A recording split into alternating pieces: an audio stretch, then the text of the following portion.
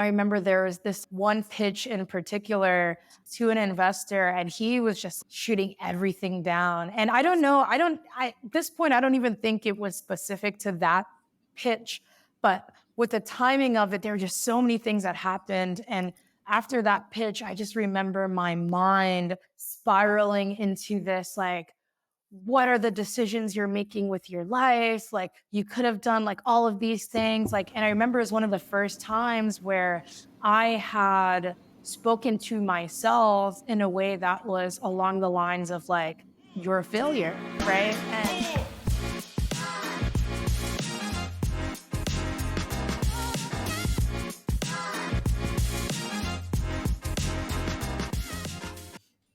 You guys, Fatima Dicko is such a star. You're in for a treat.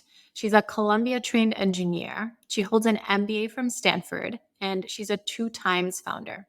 She's currently building Sugar, which is a proptech company that is transforming apartment dwellers, aka strangers, into neighbors. And get this, getting those neighbors to become friends. I love it. We'll learn from Fatima on how to fundraise, founder tips, especially for minorities, and her journey of building up self belief, starting from Mali, being an immigrant from there to New York City, up until where she is today. It's also a really fun chat. I love especially chatting about dancing with her at the end. Here's Fatima. Hi, girl. hi, how are you? I'm so great. I miss you a ton. I'm so excited for this. I am. A catch up has been way, way, way long overdue. And this is like the perfect, thing, but we need a separate catch up. Congratulations as well on the marriage. And congrats to you on the engagement. Congrats to us. Thank you. I feel like just the other day we were talking about, the beginning of your journey. So it's so beautiful to see. I know. I am so lucky. I adore Marcin. He just makes me the happiest woman, and he's the best. And we had a fantastic wedding. I want to hear all about your wedding planning, however we can help. But Yep. we had a ton of fun. It was a blast. 10 out of 10. When two amazing people come together, it's like the perfect union of everything. And so I'm so happy for you guys. Thank you. And I feel so lucky because it's a really rare thing, I think, right? To find someone who you just you love spending all your time with them. I think it's easy to love someone, but maybe not like them. And we spend so much time Absolutely. together. And the more I go through this thing called life and the more it's even helped put entrepreneurship into perspective in terms of like what you're pursuing in this world. And love, I think, is the biggest gift we can get, right? It's like when you find your person, you're forever rich. And it almost takes Yes. like need away from like, of course, I think being successful and doing all these other things is great. But at the end of the day, love, I think, is the reason we're all here. And so when you find that, it's so rare and so special. So I'm so happy for you both. Yeah. At one point, I'll tell you our story because it's so Okay. insane. And it involves a woman on the street named Scorpio Moon coming up to me and delivering a message from my deceased grandmother and mentioned her by name and like brought Wow. up, yeah, it's like a crazy story. I was telling a couple GSBers and everyone was like, their mouths were open the whole time the story was being shared. But yeah, she was pretty much like, at the time I was with my other partner, and she was like, you need to say no to this proposal. And it like led to me going on a 10-day silent meditation retreat. I flipped my life around completely. And I ended up going on a follow-up call with her and the whole thing is recorded. She's like, hey, you have a soulmate named Charles, and like explained everything. Yeah, it's like all What? recorded. Yeah, the woman's name is Scorpio Moon. I like called my friends. Everyone thought I was going crazy in the pandemic. They're like, They're this like, woman Fatima, named what's Scorpio happening? Moon, like told you about yourself. It's really insane. But that number is very significant. Like at one point in Baltimore, I lived on 222 Charles Street. His name is Charles. He's 2 years, Wow. 2 months, 2 weeks older than me. And then there's a bunch of other synchronicities. But Wow. yeah, we're planning for Malibu next year. We just started wedding planning, so I might need to ask you guys some questions. Yes, we're here. Yeah. Our biggest advice is just have fun, have a blast. It's your day, it's your thing. Enjoy it. Yeah, that's what I'm sure. Because like at the end of the day, sometimes the marriage is for you guys, but the wedding can become about like family and other people. And like I actually want to have Mm, fun at the wedding. yeah, And then from just like a financial perspective, like I always think about, we're like, oh, this could be a down payment on a home, or it can be, right. but I do want to have a wedding. I want to have that experience and do all the things, Yeah, but I want it to be, we're thinking about it being a love festival. I Uh, love it. yeah. So that's kind of still exploring, but would love your thoughts. You looked beautiful, by the way. Aw, thank Yeah. you. Jawu was there. Yes, she married us. Wait, She and she Jeff was the married officiant? us. Oh, Yeah, it was wonderful. It wow. was wonderful. So the other thing I would say is just have it be as personal to you and Charles as you can. It's your day. You don't need to do whatever anyone else wants you to do. Right. Do what makes you happy. So for us, that was having our friends who really know us well officiate. It was wonderful to have a guy and a woman who really know us. I loved the juxtaposition of them having the female and male perspectives, and yeah, we had everyone stayed in this villa over the weekend, and it felt like a huge slumber party all together. And Wow. every event was at the villa, so there was no travel logistics, and we had lots of dancing, so much eating, and so much just meaningful conversation and chatting with the people we adore. So it That is was wonderful. I'm so excited for amazing. you. Like you have this ahead of you, and it's the best. And yes, I Okay. mean, both of them, like the last thing I'll say is they just embody love and having Right? that. I can't even imagine what the energy was like. That's awesome. Uh, yeah, we feel, and the other thing that we both really value is our community, our friends, and our family. We like it's such an important thing to both of us, our Sure. friends, and it was wonderful to be able to lean on them for that and have them be such a big part of our big weekend. We had lots of speeches, lots of fun things too, so it was wonderful to incorporate them Wow. like that. Amazing. Well, I'm sure you guys are going to share more pictures and stuff soon. Yes, I Yeah. will. We're waiting. The streets are waiting for the pictures. I love it. I love you. I miss you. You're amazing. Speaking of you, we're here to chat about you and what you're building with Sugar. You have raised $3.5 million thus far, which is a huge congrats, my dear. That Thank is you. amazing.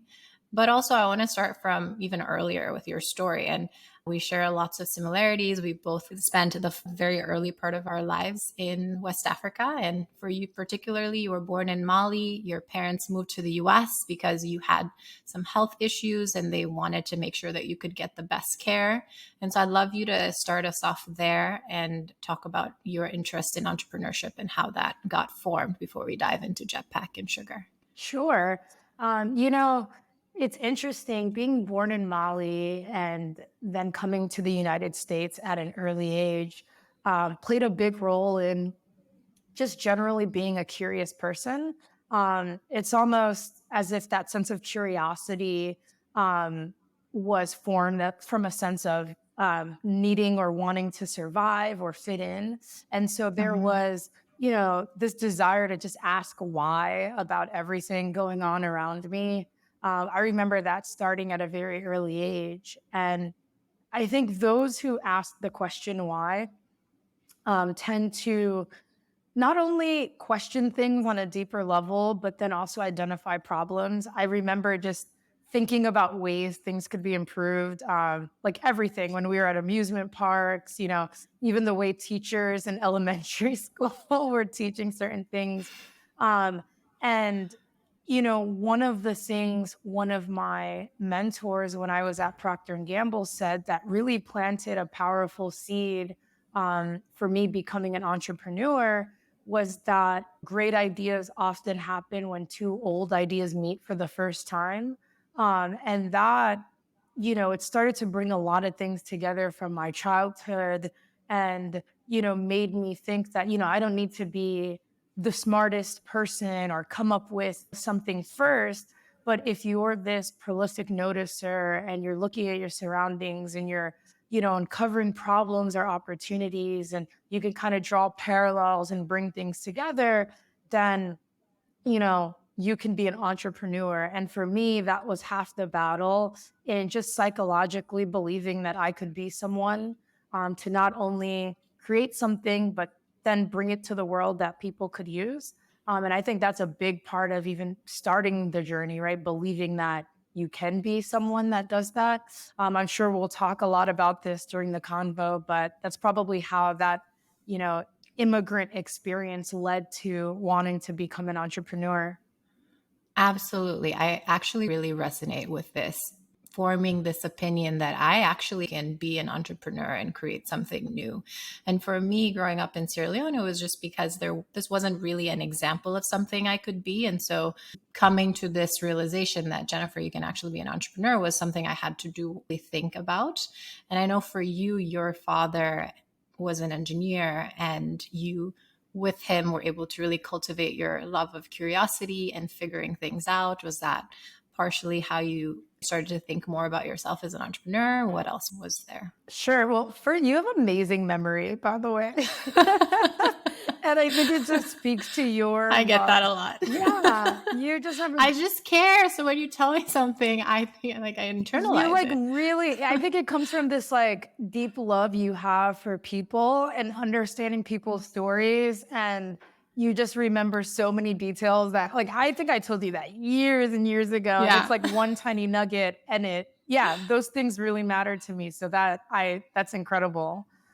My dad, so much to say about my dad, but him being an entrepreneur, I mean, just his journey, growing up in a village where, he didn't have access to computers, and he taught himself so much, including like building a computer on his own from scratch. And I remember growing up, and when we got to the United States, I read some of my earliest memories involve putting computers, and building computers from scratch with him, and looking at a motherboard and just like looking at the tiny Mm. components that make it up, and piecing everything together. And that process, as simple as it sounds, of just you know physically with your hands, like putting things together, and then at the end having something that functions and can do so many things. um, that was an incredible experience. I think it just led to, again, not only this excitement to build, but this underlying belief that I can build, right? And I think, I always go back to that because I believe the sky isn't the limit, your belief system is.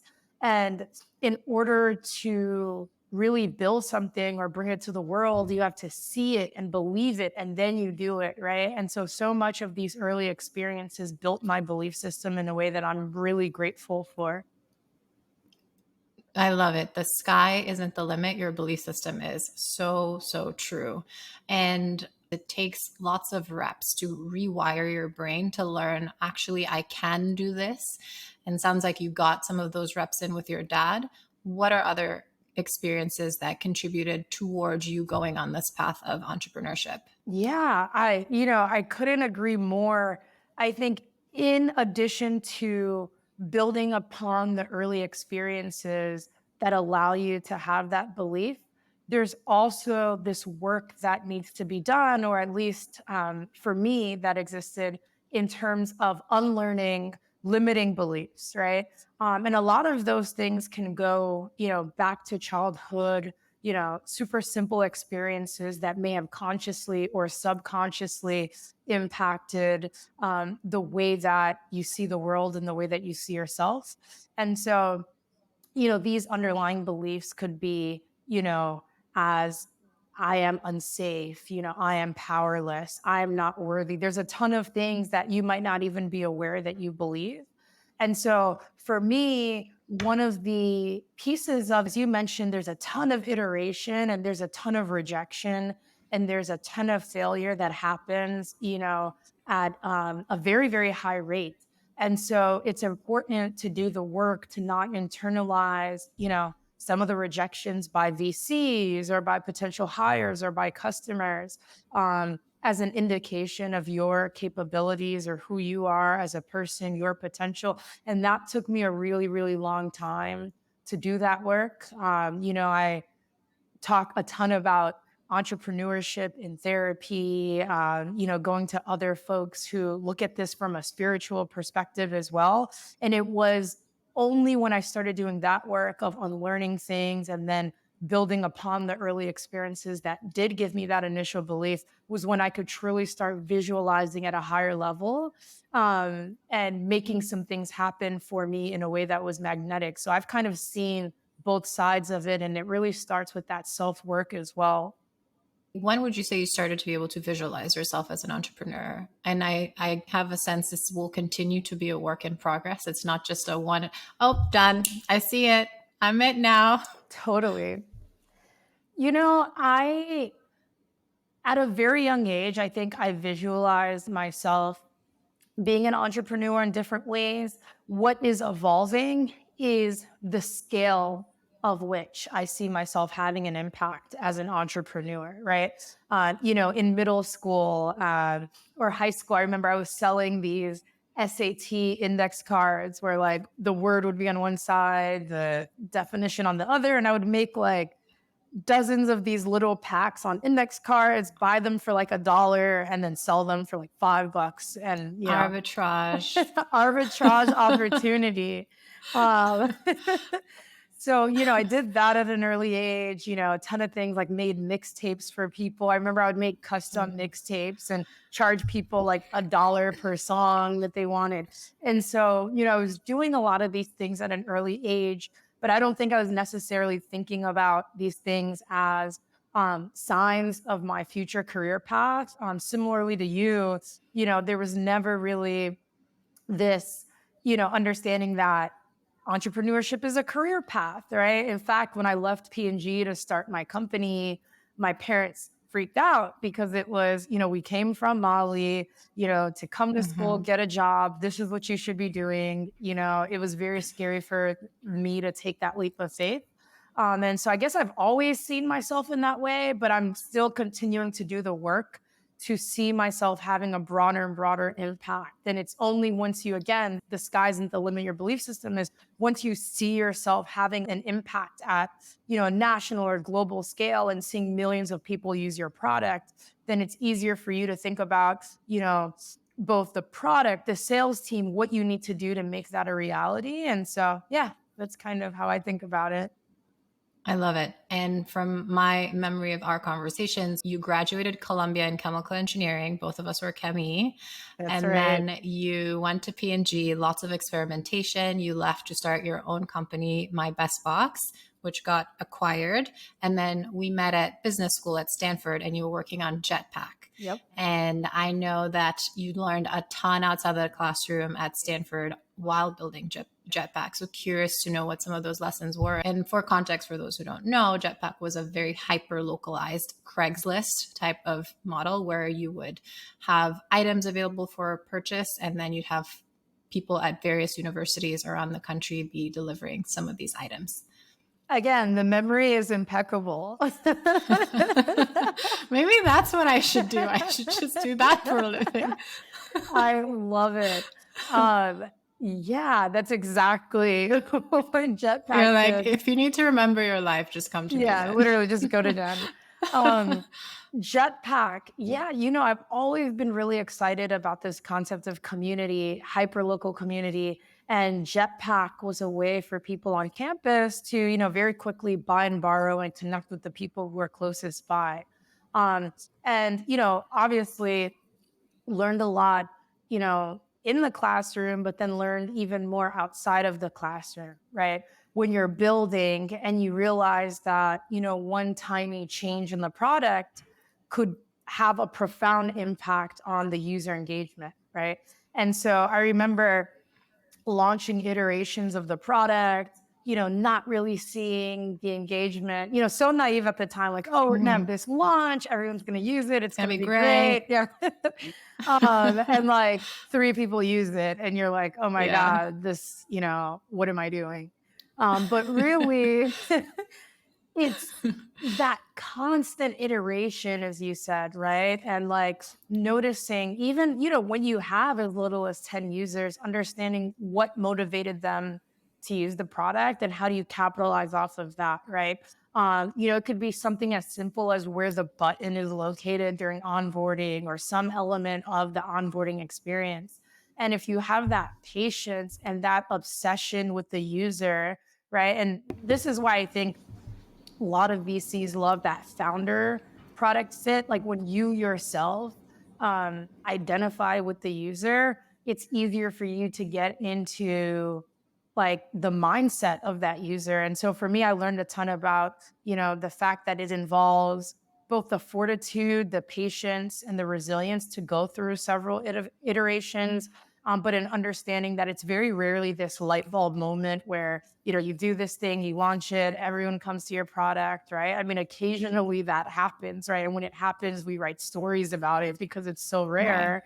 But really, it looks more like that iteration. And some of my favorite memories at the GSB include talking, to different founders. I remember Marcin and I would talk a Yeah. ton. He would just sketch different screens in the app. And he's like, have you thought about, the button being over here and then adding this feature? And those conversations really meant a lot to me.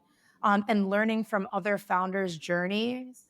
Founders I really, really admired, hearing stories like Martians and other people building phenomenal things. And, it's very rarely linear. So it helped Mm. me understand, everyone's trajectory is so different. And it inspired me, you know, on a profound level. And it's still, these are the conversations I think back to today. And it gives me so much fuel to keep going. And yeah, it's the people of the business school experience that I've taken so much away from. I so agree. The founder journey can be very lonely, and hearing other founders' experiences, understanding that it's rarely ever linear. That is the exception. It's most always ups and downs. It looks like a sine curve, ups and downs of iterating, figuring out what works, pivoting when you need to pivot, but persisting. You got to have this balance of persistence, but continual learning and listening to the market and your users, and then using that to improve the product. And it's invaluable knowing that you're not the only one going through that. So you, since then, speaking of pivoting, you pivoted to sugar. I love this name, sugar. I'd love you to tell us about sugar, but also what was your aha moment for other founders, entrepreneurs, etc.? What was it that, and what did you learn, and how did you come about with moving Jetpack to sugar? Absolutely. Um, as I mentioned, Jetpack was all about at its core community, right? And connecting people who are closest by.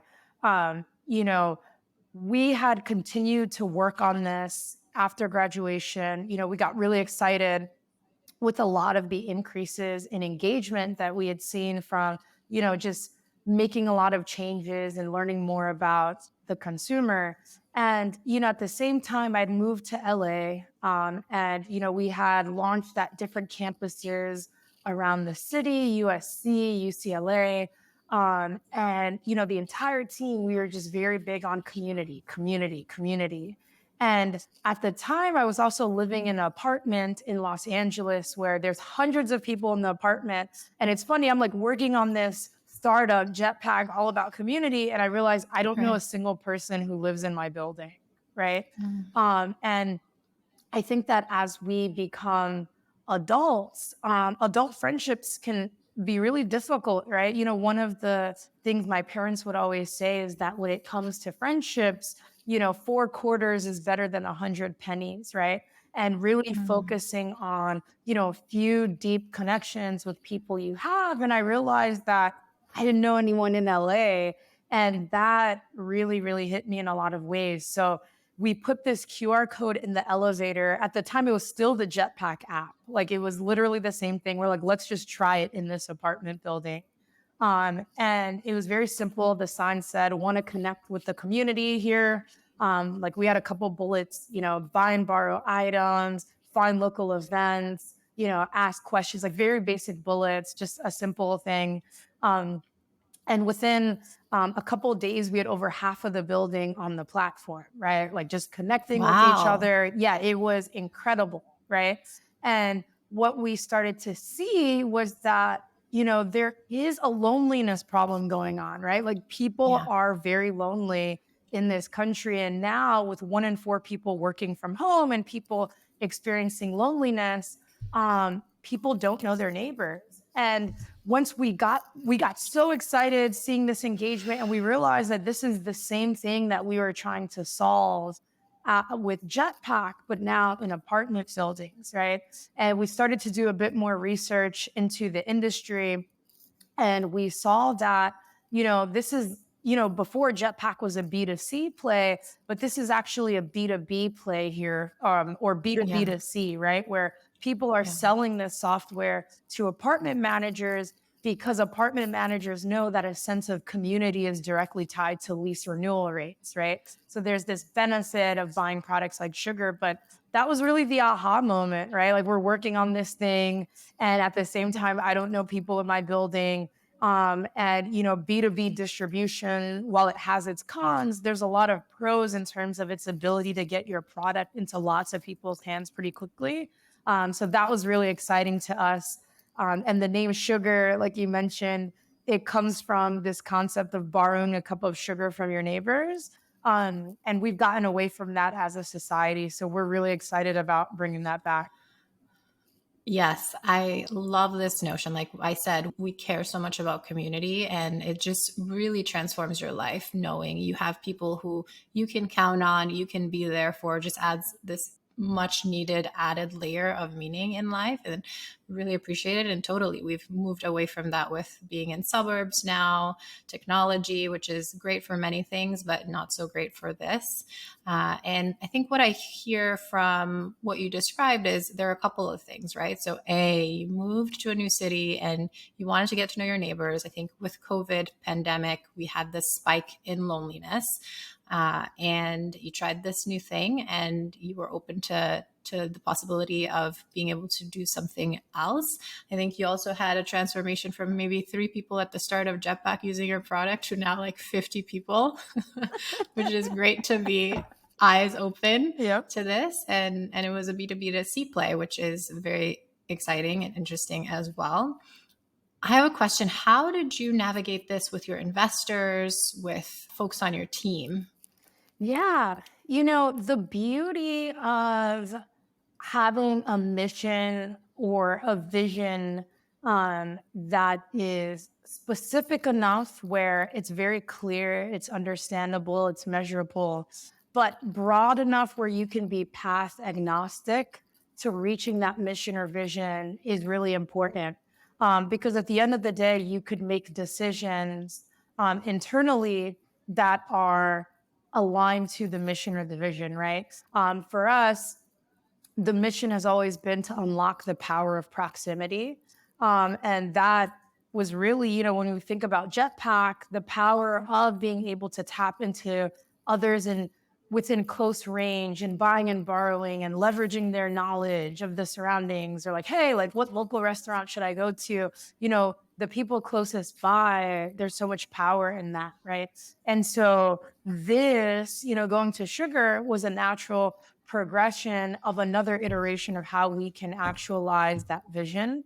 And so I would say having that mission or vision ingrained in the team is so important. Um, and in terms of talking to investors, I think very similarly, when, the data, we always say one of the things we talk a lot about on our team is that the key to execution is keeping things simple, clear, and measurable. And when you keep these goals simple, clear, and measurable, then you always have the data to rationalize why another decision or direction may make sense. And so both of those things, I think, explaining the pivot as it relates to the mission or the vision, while simultaneously having the data or metrics to back up why a certain direction makes sense. I think that was really helpful.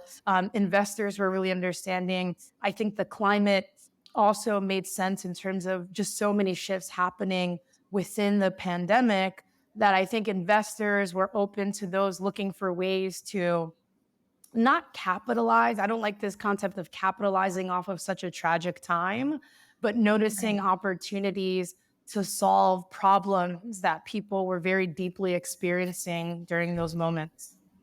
Absolutely. You are riding the waves of, to your point, 1 in 4 people are working from home. Loneliness is on in an all-time high, rising. I think there's a sustainability play here, aspect here as well, of being able to share resources with your neighbors, not having to buy everything, and then creating a greater sense of community. Let's talk about operations right now at Sugar. Where are you located? How's the business doing? Cool. So we have a fully remote team. The team is located multiple cities across the country. Currently, Sugar, we have over 10,000 multifamily units under contract. Sugar is live in several states around the country, which we're excited about. One of our goals within the next quarter or two is to be live in all states in the United States. Um, Exciting. yeah, we're We would love to have Sugar in our apartment building. We can help make this happen. amazing. Yeah, and that's one of the initiatives we're launching very soon. Getting residents to be able to launch Sugar at their property even before the manager is on board. We're really excited about that. We've been getting a lot of demand. Um, we have tons of customers. We sell directly to property managers and owner groups. So we've been excited about having customers again all around the country. And our goal is to turn millions of strangers into neighbors and neighbors into friends. And so we're really excited about that. I love that. What is the cost? Is it to the the property manager, or is it to the resident? The cost is directly to the property manager. We charge anywhere from $1 to $4 per unit per month to use the platform, and we find that going back to why property managers buy Sugar is because there's more and more investment being placed on that resident experience. Because that resident experience leads to higher lease renewal rates, right? And so if Absolutely. they stop even one person from leaving a building per year, that pays back for Sugar. And there's more and more research that has been coming out that shows if a resident interacts with even 3 other people at their property, they're significantly more likely to renew their lease. So that's exciting. Absolutely. Sounds fun. So then, speaking of the trends in living, communal living, what are some of the things that you're seeing that are exciting?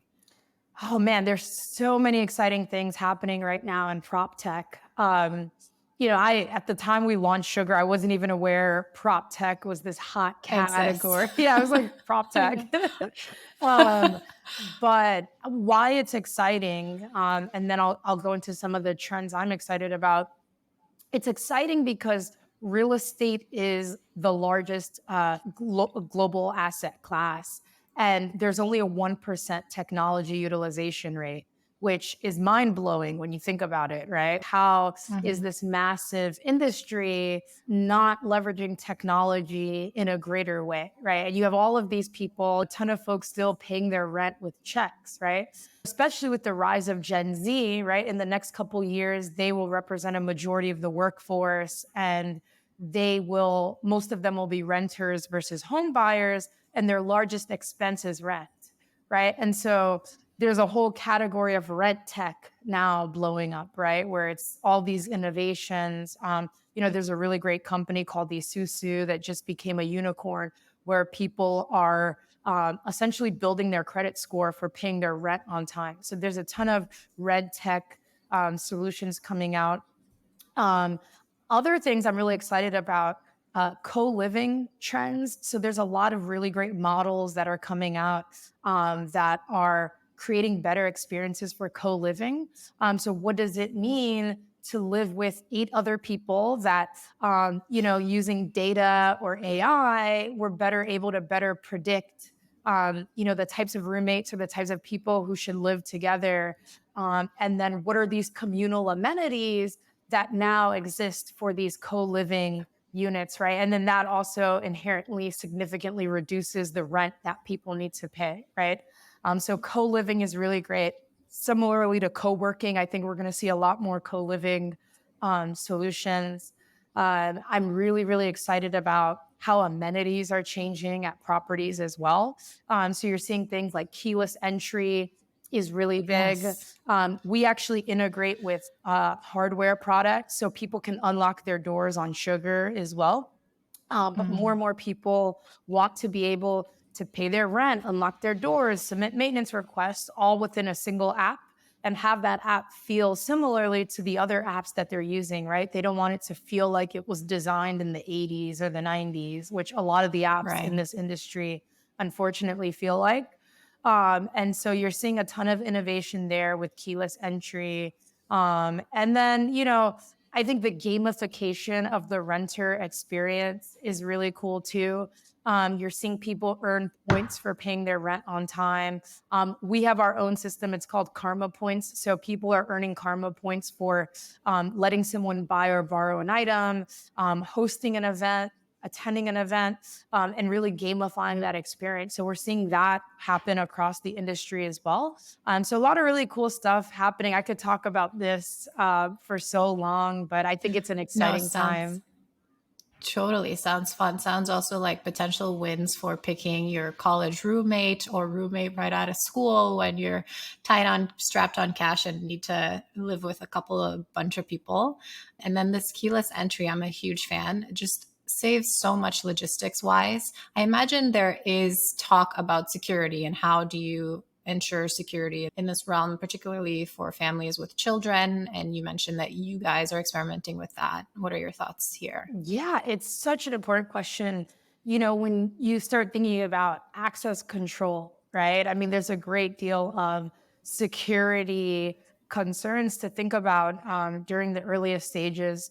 So, what we do is we integrate directly with the top access control providers in the industry. We currently integrate with companies like OpenPath and Brevo, and companies who have built and implemented a series of security measures to ensure that everything is of the highest standards as it relates to safety. And so that's been very important to us. The ways in which we integrate with their products pretty much adopts all of the security measures they have in place. Like, for example, if there ever were to be a breach, which has never happened, every single key and user would automatically um, be you wouldn't be able to use any of the keys anymore, deactivated. And so there's a lot of those measures in place. Not only can people unlock their doors, but they can also share digital keys via text message. So we do a ton of work. If that key is shared with somebody that isn't the first recipient, the key is automatically deactivated. And we haven't had Mm. any issues, and the companies that we partner with haven't had any issues. um, and that's really important for us. We just always measure it, and it's a top priority of ours. Yeah, that's awesome to hear. All right, Fatima, let's transition back to your founding story and journey and lessons and tips and how you made it to where you are today. I'd love to talk about fundraising. This has been something you've shared with me, and I think it's an important story to share. Less than 1% of women of color get VC funding, and you are right there, my dear. Tell me about what your first break was, what it took you to get there, and then tangible tips for other founders, women of color, people of color that are looking to fundraise. Yeah, it definitely is a major problem in the ecosystem. I think, while work is being done, more work, continues to Needs to need be to be done. done, and I want that number to just continue to go up to the point where, we don't have to talk about every time, Black woman number X raises. I want Yeah. it to be so common that, we can start to use the term founder, right? Like, hey, this Yeah. founder versus this Black founder, right? Which, being a Black founder is such a core part of my identity. I love it. Don't get me wrong, but at the end of the day, we are great founders, right? And Yeah. That is a And huge. also 12 or 10 to 12% of the US population is Black people. And it would be great for that to be represented in the number of founders that get funded. Absolutely. Absolutely. And so there's so many challenges, I mean, related to implicit bias, related to um, just how the VC landscape looks as well, right? People tend to invest um, consciously or subconsciously in people who look like them. Their networks happen to be people who look like them. And so, there's this problem that stems across multiple layers of the ecosystem. For me, it was very, very, very difficult. I think that during the early days, I pitched, close to 100 investors, right? And I had this notion of I'm going to move to Silicon Valley and that's where the money is. I'm going to raise all this money. It's going to be great. And again, just very quickly understood that, there's going to be challenges, even just as a founder, there's going to be challenges. And then add in, being Black, being a woman, and, even age, which is something I didn't think a lot about until The fun. youth? Yeah, I think that, statistically, we romanticize young entrepreneurs, but statistically, successful entrepreneurs are on the older side. So there's, a lot to say about that as well. And so Mm-hmm. coming straight out of business school and um, pitching, I didn't get the movement that I wanted from the VC side. A ton of no's, a ton of no's. And I launched an equity crowdfunding campaign, which is how I raised the first 250K. And that gave me the opportunity to even try, right? And this idea of a friends and family round I didn't know that was a thing until I got to Yeah. business It's school. like you got to have friends and You gotta family have who friends can and family. support. And to go back to Yeah. people like Marchin, right? Like these were the Yeah. earliest believers who invested in my company and in Yeah. me as a person, right? And I'm so proud of that. I'm so proud that I Martin was there. incredible, right? And to have that belief at such an early stage and to be one of those people who played a pivotal role in like even having the opportunity to try, right? For me, I always ask who's given the opportunity to try, who's given the opportunity to fail, right? And have that failure be looked at as, win versus, reflection of their competence, who's given the opportunity to pivot. But really, that who's given the opportunity to try question is so important to me. And if it wasn't for these early angel investment checks and equity crowdfunding, I don't think that I would be where I am right now, in full transparency, because once I raised those early funds, we were able to build the first version of the product and collect data. And we went from those like 3 users of Jetpack to, a few thousand transactions a week, which we were so excited about. And then from there, pivoting to sugar. And then still by the time we raised the $3.5 million in funding, we had already surpassed, 300K in ARR and revenue, right? And so do I believe that these are the metrics that need to be in place in order to raise money? Maybe No. in this market now, certainly. But I think at the earliest stages, there were so many things that had to be put in place that then gave the opportunity to raise money. But I think that drop off is really at the earliest stage where we as Black founders just need a few early believers, right? Like that first yes. That first yes is so critical. It's easy to get other investors in once you have a few commitments, but getting people to believe in you before everyone sees it, that's what I think we need to do a better job of in terms of creating an equitable ecosystem. And I think things like equity crowdfunding is going to democratize access to capital for people who look like me and you. And I just want to see that continue to happen at a high rate, because investing in Black founders, it's not a philanthropic thing, right? Like women founders perform very well, Black founders perform well. Like the numbers prove it, right? Like we do a lot with little funding, and I just want to see more people just get opportunities across the board, because I think it'll just create more ideas and overall a better society.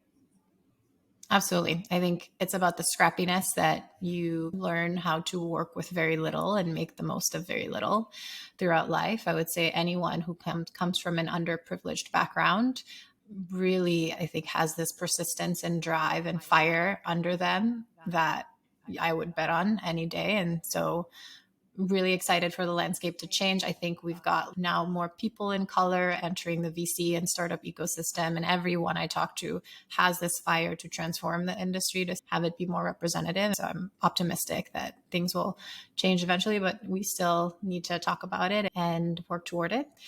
In terms of tangible tips for founders, I heard an alternative to a friends and family can be an equity campaign fundraiser. What other tangible tips for founders that are fundraising come to mind? For me, one is really trying to get traction, is something so many investors really want to see, who are less willing to take a bet on someone. Another one that comes to mind for me is, even if it's a no with someone today, it's not a no for forever. It's just a no for right now, and building this relationship with them, showing them your progress over time, especially if it's someone you haven't already had a relationship with, hasn't had a chance to understand your ability to execute.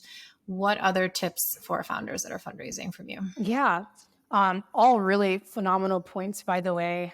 Um, I think, the first point you said is critical, right? What have you done without raising money, right?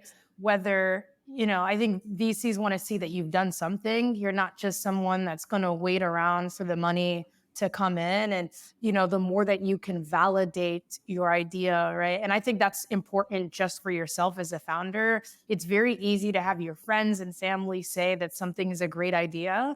But ultimately, Mm-hmm. you have to be convinced and you have to do the work up front to truly understand, is this an idea that has legs, right? Because this is something you're going to be working on for the next 5 to 7 years. And if you're not married to it and it doesn't come from one of the deepest places, in your soul, you're not going to have the energy or the fortitude to keep going. So I think upfront doing that work, not only for the pitch, but for yourself, to convince yourself that this is an idea worth pursuing, is really important.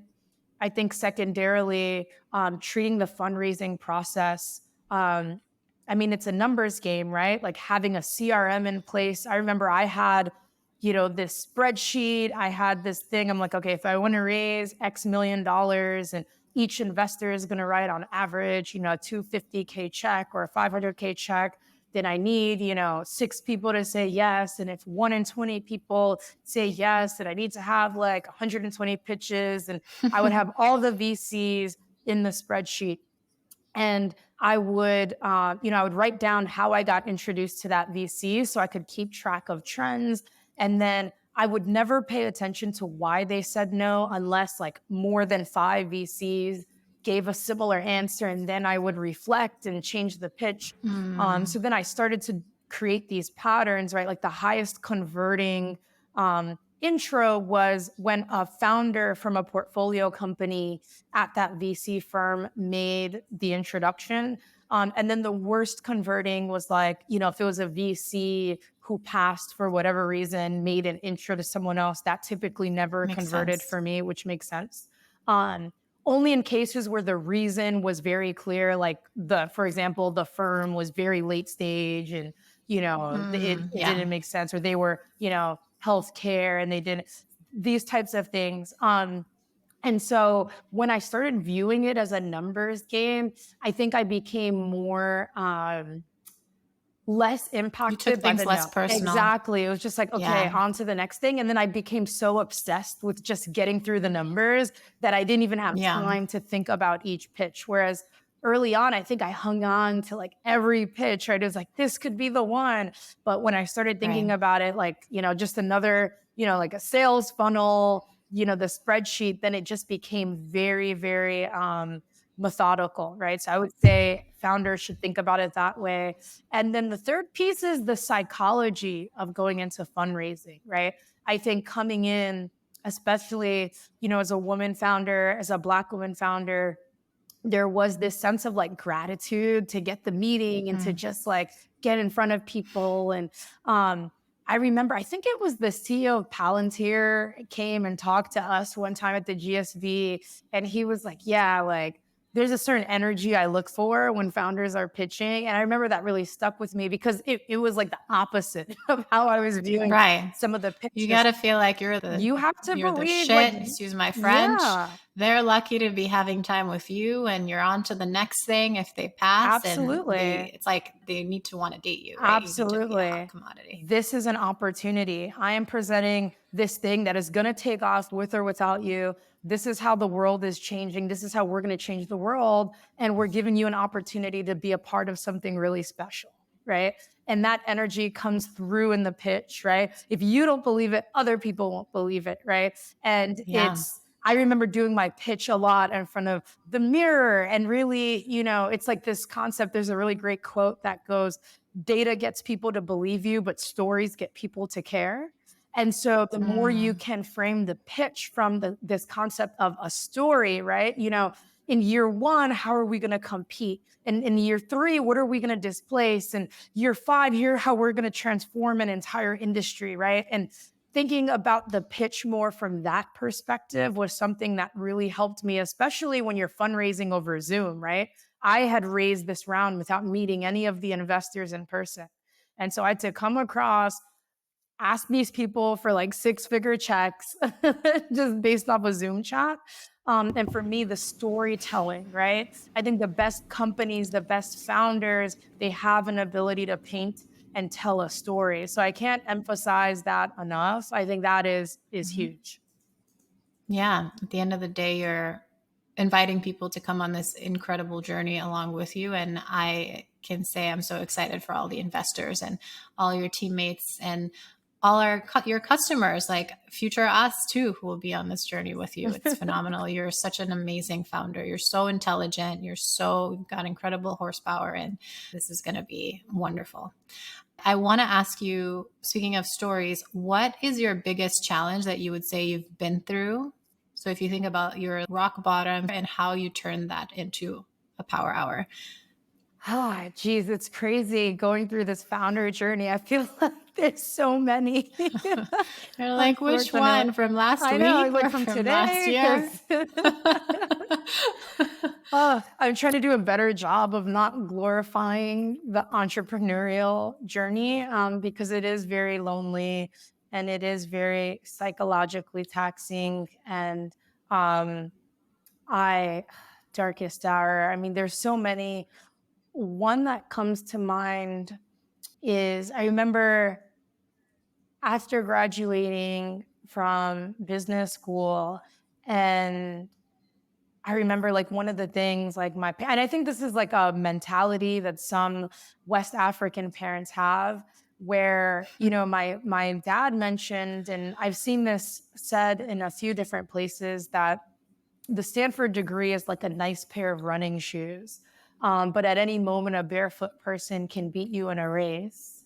And I think that I thought a lot about when I'd graduated from business school and I'd spent all this time and energy working on Jetpack and just wanted it to get to a point where, it had the impact at the scale that I wanted to have. And having gone through all of these challenges with fundraising and, like building the product and like doing all the things like the lean startup method and like just working so hard.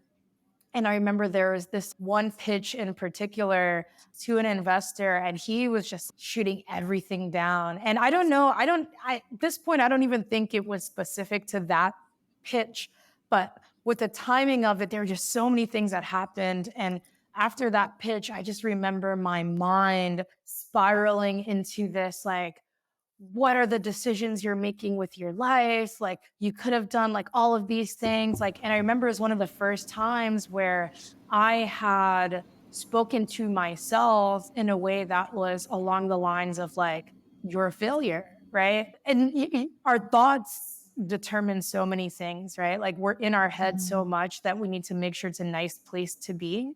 But I remember Yeah. that was one of the moments where I was like, oh, I've just wasted so much of my life. And like, I've made these decisions and like, I could have done all these things and I've let people down. And it was just this like mental spiral, right? I was questioning all of my life decisions up until that moment. And it was, it led to this like psychological burnout. Like I just didn't have the energy. I didn't have that belief. I didn't have the fortitude. And I just remember feeling like stuck. And, Mm. as long as there's a next step with the founder journey, as long as like there's another thing to try, like you're going to keep going, right? As long as there's like a little glimmer of hope, a little glimmer of possibility, then you can have the faith. But that was like one moment where I just couldn't think of a next step and I felt so stuck. And, in hindsight, all of these things were supposed to happen. And it led to me just doing a lot of work, talking to other founders, which I was so excited about. That's like the way to get through. You have to connect with other founders. You have to have a community. It's such a lonely struggle. This is a sign, check in on your founder friend today. Like send Mm. them a text, send them a phone call. Even when things look great on LinkedIn and social media, which is like what people are supposed to be doing, check in with founders because it's a lonely journey. So I'm so grateful for that moment because it pushed me to connect with other founders. And then ultimately, that gave like other founders started sharing their dark journeys, right? Like one of my friends, as I mentioned, company, now worth $1 billion. I remember a few years ago, they were like maxing out credit cards and like trying to figure it out and like sleeping in Denny's, like literally like Right. working all night. And it's like these stories that help you understand that it's never as linear as it seems. And Yeah. Back to yeah, what we were saying yeah, before. absolutely.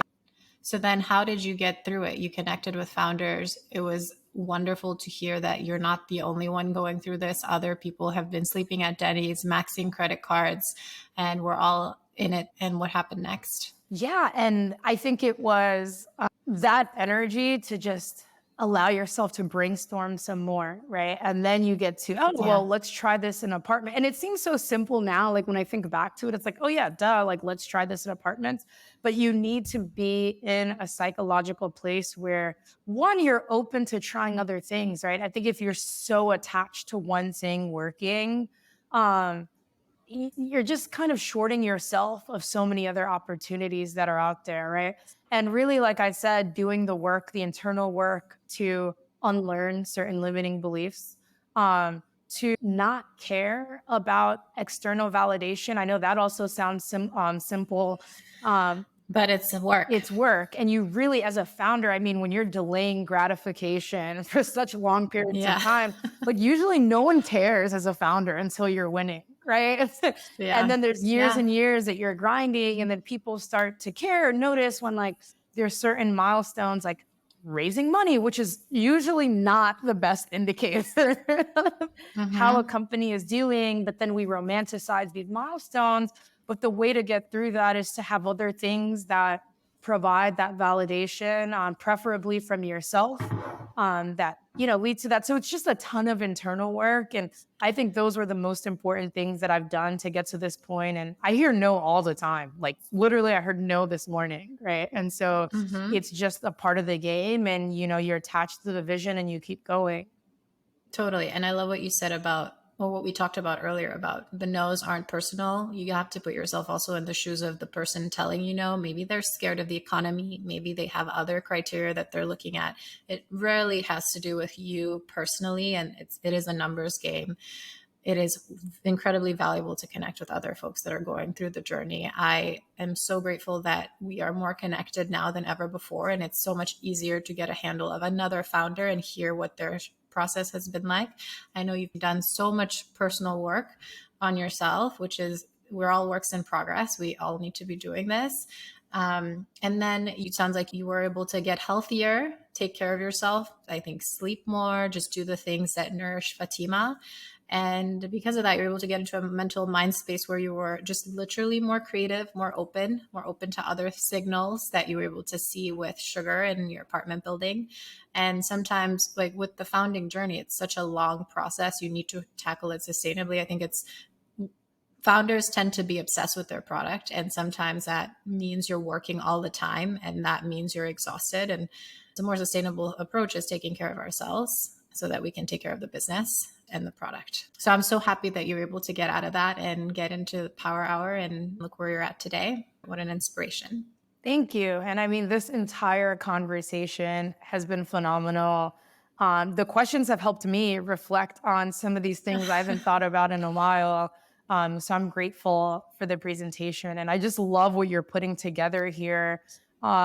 Hearing people's stories, I think, is such a critical part of finding that energy and being inspired to keep going. And there's nothing that inspires me more than hearing other founders' stories and journeys. So I think what you're doing is so special and is going to help a lot of people keep going.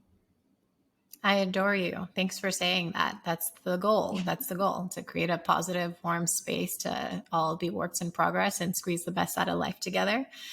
Speaking of squeezing the best out of life, lady, when are we going dancing? I miss dancing with you. Man, I miss dancing with you. I miss it so much. Fatima is such a great dancer. I love that whole experience. Well, one, you guys need to come to LA. When we did the show. For Yes, sure. we need. Marcin loves LA. I Loves love LA. I love LA. And now that So I think we gotta about the come. show, do you remember how intense we were with that? Like the Yes, with transitions, the song. Yeah. That was like a whole class. Like we're at practice, like hours. Yeah. So for context, I was at business school. We have a show each year. It's called the GSB show. And we always have an Afrobeats session. And Fatima was teaching all of us. She was our choreographer, and she was beautifully, wonderfully intense. And we were all of us that were dancing were also very intense. We show up to practice, having practice, like, okay, let's make sure we're super precise in the transitions. But most of all, it was just a ton of fun. And we So much fun. we gotta repeat soon. So we'll come visit you in LA. Please. And I can't wait to We'll meet go Charles. dancing. My like life saying right now is like, when it comes to life or anything, just dance your way through, like both literally It makes and me so happy. It's the best. It's the best. Like I love dancing. Denai loves dancing. Erin loves dancing. I know. And she moved, right? Yeah, she's in the Bay, although she's made a couple LA trips as well. So we all need to go dancing. That is like the goal here. Amazing. You got to improve your texting game, though, so we can plan. No, well, there's a lot of sayings about people who are bad texters and how they're amazing in person because we give you. I know they are, because they're so present. It's great. All right. I can't wait. I love you so much. This was wonderful. Love Thanks you for too. coming on. Thank you for inviting me. This was great. Thank you for listening. Don't forget to subscribe. And if you like what you hear, leave a review and share.